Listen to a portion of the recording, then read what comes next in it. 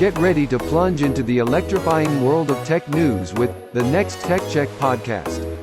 Hosted by SmartTech Research's Mark Vena and NextCurve's Leonard Lee. This podcast offers bold insights, controversial debates, and monitors the pulse of innovation. It's the only podcast committed to keeping what's next in tech in check. Hi, everyone. My name is Mark Vena, CEO and Principal Analyst at SmartTech Research, and this is what's the word I want to use? The inflappable, I think. Leonard Lee, founder and executive analyst at NextCurve, and welcome to the Next Tech Check podcast. Today is Friday, March 22nd, 2024. Leonard, what's going on in your world? Oh, I'm just trying to recover from GTC. Oh, that's right. Yeah, that was some event. Overwhelming. Yeah, it was pretty overwhelming. So still trying to digest everything.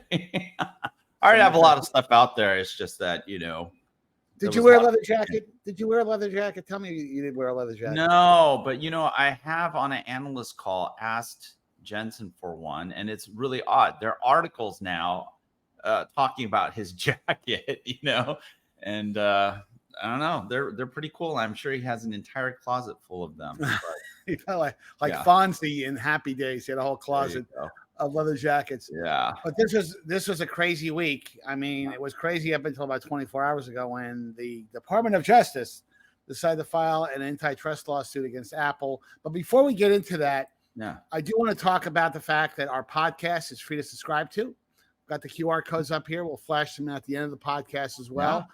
We think it's a great podcast. We've gotten some great commentary from people. And Leonard, maybe you can say something. Yeah. So please subscribe. It's a very popular podcast. We believe it's a great podcast to subscribe to on YouTube, and you'll get reminders if you do that. So, but with that being said, let's go into this Apple thing. You and I were talking about this yesterday. Yeah. It's not new news. There's been inquiries into Apple for the last several years. It actually began during the tail end of the Trump administration, although the Trump administration never pulled the trigger. And then this thing happened. And I have to tell you, Leonard, my 2 cents is that I didn't realize it was going to be this expansive. I mean, the only thing the Department of Justice didn't put into the lawsuit was they didn't like the food that was served at Apple's campus, and there's probably some piece of that in the antitrust at all. But I was really, really surprised. And the reason why I'm flashing this quote, and this quote comes directly from the lawsuit that was filed yesterday. I mean, this is an incredible statement. To protect its smartphone monopoly and the extraordinary profits that monopolies generate, Apple repeatedly chooses to make its products worse for consumers to prevent competition from emerging, which I can't wrap my head around. So before we get into the topic, what's your reaction to all of this? Well, no, I mean, number one, how are they going to prove that they make products worse and that it is worse? And, the thing is there are options out there, right? I think this statement is just like really, it just hits really weird. It makes no sense. And to assign this, this notion to that Apple makes its products worse for its consumers, I think runs counter to a lot of real customer surveys, right? Consumer surveys across the board, and I mean even independently, right? Yes. And it also runs against the logic. The only thing I would say here is I think in the crazy way they're trying to define things, their definition of worse is substitute worse for ecosystem. If there's an ecosystem, that makes the products worse, which of course I disagree with that dramatically. All of these, Android has an ecosystem, and it's just of different quality, different type. And it tends to be much more fragmented and with disconnected layers. But here's the thing: it provides an option. And yes, Apple is vertically integrated. They have a whole portfolio of things that work really well together. And guess what? That's one of the biggest problems that the smartphone, not just, I mean, here's the other thing. You're focusing only on smartphones. The personal computing lives that we all live are multi-device. And the fact of the matter is the premium that Apple is able to command in many instances is because of the big problem that other ecosystems have to solve. And that, what I'm talking about specifically, is the Microsoft plus Android ecosystems. And so you see, I mean, here's a bit of evidence. There's a tremendous amount of effort being exerted by vendors in the Android plus Windows ecosystem, all the way down to the silicon level, to create seamless experience for the customers. But guess what? Apple already has that. And, you know, it's engineered through an integrated stack. And, I won't use this term walled garden. I don't know what that means, because there's walled gardens everywhere, right? But, you know, to say that Apple delivers a worse product is, number one, it's going to be difficult to prove, but a very myopic point of view to even begin something like this. You can't just look at the smartphone in isolation, and to argue that they have a monopoly is going to be really tough on many dimensions. And I read the brief here on the complaint, and you know, I think it's important to also remind everyone this is just the complaint, right? This is the first step. It doesn't mean that, oh, hey, DOJ won. I think they have a really, really tough battle. You know, there's so many misconceptions in just this, you know, the first 12 pages. I don't know. Oh yeah. Good luck. Apple has very, very good lawyers. They've been expecting this to happen. I'm going to bring up here essentially the 5 points that was brought up in that memo. And we'll go through a few of these bullets here, but you know, like you, first of all, people have choices. You know, to me, when you and again, we're not lawyers. Let's be very clear. We're not. You know, I didn't go to law school. Neither did you, Leonard, as far as I know. And the reality is that monopolistic behavior by itself is not illegal. It's monopolistic behavior that harms customers or competitors in some way. That is problematic. And you can go through each of these points and build a pretty compelling case that where has the harm been done for Apple consumers? Let me interject really quickly. It's not about monopoly. There's nothing wrong with being a monopoly. Okay, that in itself, but what you would consider anti-competitive behavior due to monopoly power, that's what antitrust really addresses, right? And so, you know, I think one of the big problems is that the terms antitrust, monopoly, et cetera, are thought in very, very generic ways. And actually is a very, very complicated matter. It's not that, hey, you suddenly have this label of a monopoly or you're classified as such, that all of a sudden that's illegal. You're absolutely right. There's nothing wrong with that. And we have a lot of monopolies out there. Some of them are hyper competitive, you know, and there's nothing wrong with being hyper competitive. There's also nothing wrong with making a profit, right? Even if it's large. So, yeah, I mean, again, to take what happened was announced yesterday and apply that to like Standard Oil that happened in the early 20th century, where John Rockefeller was buying up companies to restrict the access to oil, and it froze the market from a pricing standpoint. And because there was so much supply coming aboard, consumers couldn't reap the benefit of prices coming down because there was no competition. But in this particular case, there is competition. Now there's whether it's the App Store piece where Apple charges 30%, they've been assailed for that. Apple did relent, and you actually can subscribe to an Apple app and their subscription service outside the App Store. So I'm not sure since Apple has made changes in that area, I'm not sure how the DOJ can prevail there. If you look at the growth of the Apple Store, the App Store, it's grown tremendously. Whereas the competition, is a function of, well, how many players are participating in that camp. the amount of revenue that app developers have been able to take advantage of, even despite the 30% charge. That 30% charge is Apple rationalizes as well as for marketing and for distribution. You talk about a controlled, system in comparison and compared to Google.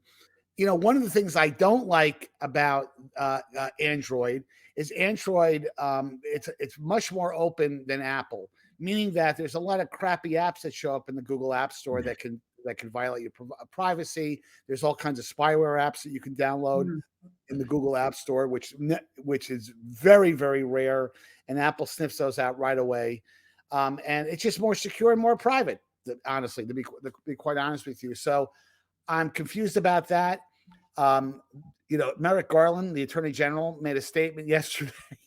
I don't know if you saw this piece. He essentially said that when you're communicating between an Android,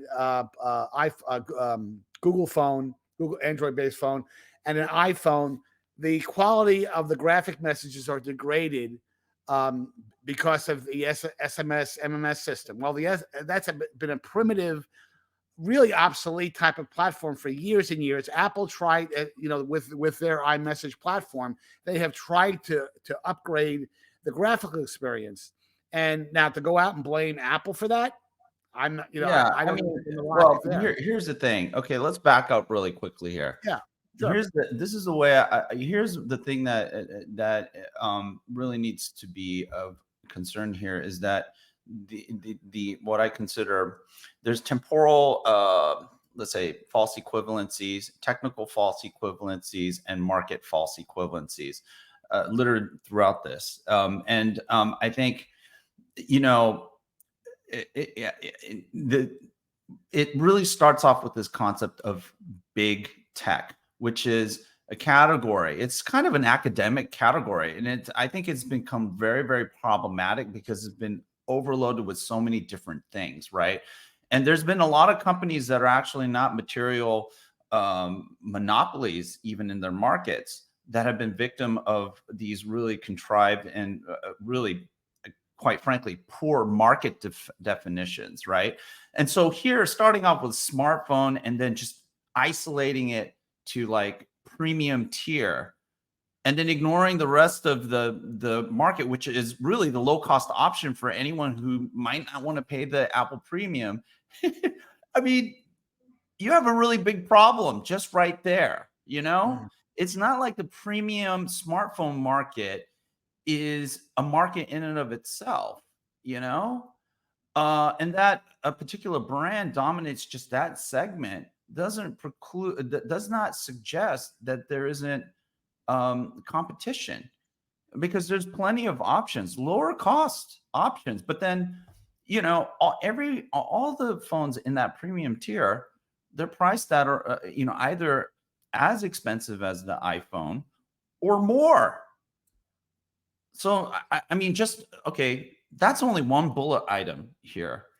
So how does that work out for the rest, where almost every single one of these bullet items has a problem? And again, I think it's really rooted in this issue of this contrived, weird term called big tech, which is really based on valuation. So any company that has a massive valuation suddenly becomes falls under this big tech label, and that connotes a number of things. In the EU, it connotes that you're a gatekeeper, maybe a gatekeeper, or you're a monopoly, right? And so anyway, just wanted to frame that first before we dive into the bullets. You know what I'm saying? No, you're making a great point. And at a high level, you look at this lawsuit and you get the feeling that this lawsuit is really aimed at helping other companies. I don't see where the consumer damage is being. And by the way, you said something that was that I think I agree with 100%. There are choices. If you don't want an Apple iPhone, you go right along and you have scores and scores. By the way, some very good smartphones from a technology standpoint.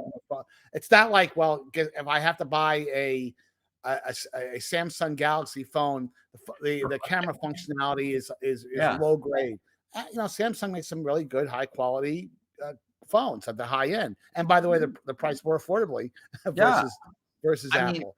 whether it's Samsung, it's Lenovo, it's I would say like Honor, the Chinese brand. Yes, A right. lot of them are actually now moving toward creating these seamless experiences. And you want to talk about value, being able to operate your smartphone with other devices is a big deal. That's huge value. And then, so going back to that first statement of making the product worse, how?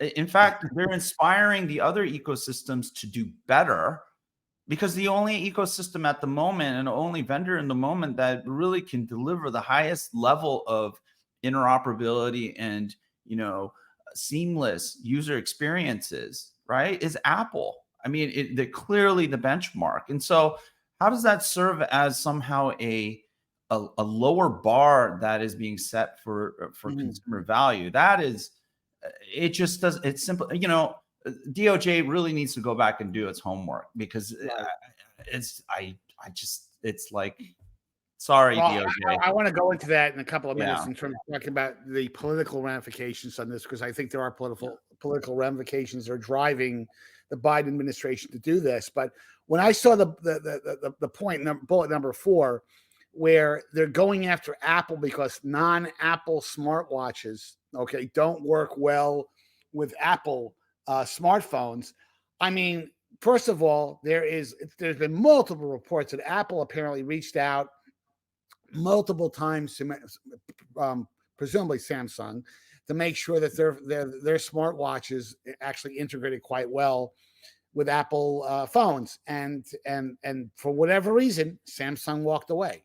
And I guess my point is that it hasn't inhibited the growth of Apple from a smartwatch vendor, because they're the number one smartwatch vendor, and I think there's other reasons for that. But it just blows my mind. I mean, sure, I'd like to have more choices with Apple with smartwatches than just not being limited to Apple smartwatches. Yeah. But the fact of the matter is that you have a choice if you want to operate in other ecosystems. Well, Samsung has a very fine ecosystem where you can use their smartwatches and use their phones and get full functionality. Because by the way, the other doesn't seem to. And this is the thing that drives me crazy. If I take my Apple smartphone and I go down to Best Buy and buy a Samsung smartwatch, for whatever reason, it's a better price point, I like the way it looks better, it doesn't work well, and that's not an Apple problem, that's a Samsung problem. Well, I mean, and that, of course, it's gonna.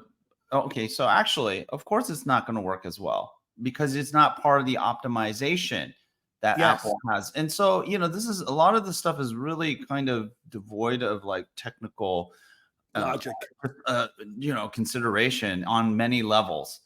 Let's take up the other thing about cloud streaming services are limited by Apple, specifically game streaming services. I mean, I don't know what that really means. I mean, here's the thing. Apple, unbeknownst to many people, actually provides CDN, ADN, which is application distribution networks, for people who participate in their ecosystem. So they invest a lot in infrastructure. This is not talked about a lot, but they provide layers and layers of services underneath this thing that everyone might think of as being the App Store, as this marketplace. But the thing is here's the thing. A lot of developers out there who have a gripe about the fees seem to like to discount that. Number one, this 30% fee is not something that Apple made up. Actually, guys like Epic and all those other folks who are actually probably, really glad to see this motion by the DOJ in their previous attempts to create a market themselves, and charge that amount, if not more, or in certain cases less. But the point being, there is an investment and cost to building and maintaining these marketplaces. And not only that, developing the technologies that continue to extend and expand what developers can do within that software ecosystem, right? And these are all packed, so what is it in the EU? They're making a big deal out of the, what do you call it, what do you call it, the technical fee or what have you. Name escapes my mind, but a fee for any application that has a million downloads or more or installs or more. There's a particular fee that of course you should pay. I mean, and this notion from the developer community that this should be free is actually outrageous, right? Yeah. Nobody gives this stuff away for free. And then, what's going to be interesting is to see as these in the EU, as these marketplaces, independent marketplaces spring up, how much they're going to charge the developers themselves. Right. And I think we're going to have a good laugh when we see how much that, you can't operate these things for free. Right. But anyway, they have a thing called HTML5 and WebRTC. If you don't want to pay to be on the App Store and use Apple's technology stack for applications, for the native applications, go through the browser. Yes. I mean, that's why it's there and why there was a huge HTML5 movement. And it seems like developers forgot that. And then you go and find out how tough it is to actually run a software business and a gaming business. It's very expensive. Yes. So boy, we agree on a lot of different things here. I mean, the thing that to me is really outrageous. Again, another thing that I really didn't expect to see in this lawsuit was Apple. Famously has their own Apple payment system within the phone itself. That has turned out to be enormously convenient for most people. They take their phones and they tap, and this, I guess. Visa is upset because the people are not whipping out their Visa cards with an NFC chip built into it, and they're not getting the swipe. Now, at the end of the day, because you don't want to piss off Visa or an American Express because they have that capability built in the card. I don't expect what they expect Apple to do to Apple to turn off the ability to use that phone, which has an NFC chip as well. Most people have their phone in their hand most of the time. I do it all the time. Believe it or not, Leonard, I rarely take my credit card out. I never take my credit card out because I don't want to juggle different things. So that to me defies logic. But we only have about 2 or 3 minutes left here and we're going to probably talk about this again. Where do you think this goes? I mean, and the reason why I say that, and we were talking about, I think most analysts out there believe this is kind of a non-issue. The stock bounced back after being down a little bit. Let's not talk about stock prices, please. I don't want to talk about stock prices. No, I won't get into that per se. But I really believe that most of the established analysts out there, they see this as much ado about nothing, frankly, because I think they've seen the merits of the case, and I think Apple will be able to ably defend themselves against it. There have been an analyst or two out there, we won't name names, that seems to be rooting for Apple against Apple for other reasons, which I don't. I like to call it like you do. Well, but all that aside, okay, it's irregardless of all of that. I think there's definitely a lot of holes, and we've seen these things play out in other markets already. We've seen it play out in the United States as well. So we're, I guess the DOJ is retesting some of the arguments that have already been presented before. And, I think we see the resolutions, how they turn out. And I think because these are rehashings, I think this is just going to be tested in a higher court and higher jurisdiction, and we'll see what happens here. But I think fundamentally for me, I see this as a kind of an issue with this, going back to this problem that we have with this term big tech. I've had a problem with that for a long time. It's been very problematic in many, many different types of discussion, including IP, regulation, privacy, this antitrust stuff. It's been a very problematic term. And there's a lot of companies that continue to become victims of it. And in my view, unjustifiably so. A lot of that just comes out in how these arguments are framed. They're just largely devoid of technical merit. And like you said, we're not lawyers. We're we're looking at what's some of the premise that these folks are bringing these cases to, and then it's just some of these are not the way things are. And my concern is that when the Pandora's box gets opened, when Apple, I think in many cases, and they're not the perfect company, and I would say that would agree with me. There are things about Apple that drive me crazy, but that doesn't mean they're illegal.